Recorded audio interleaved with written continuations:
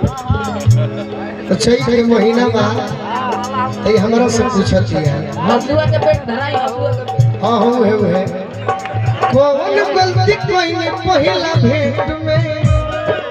कौन गलती कोई पहिला भेंट में राजा जी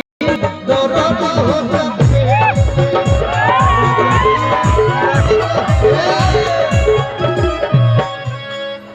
हेल कोई पहिला नंबर गेट में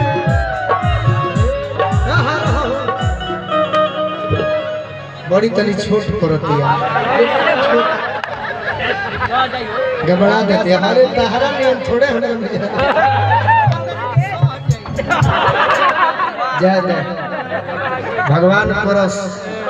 के तारे करे से दिया हो रोजे सहावत रही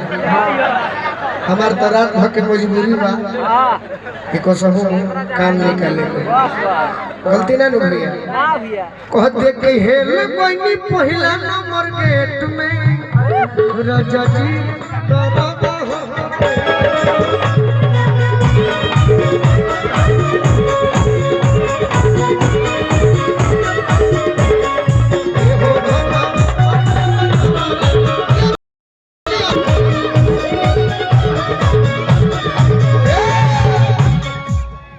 साफ भाई रूप बनौले बड़े भगवान बिया हमें गाड़ी गावेले मन से हीरो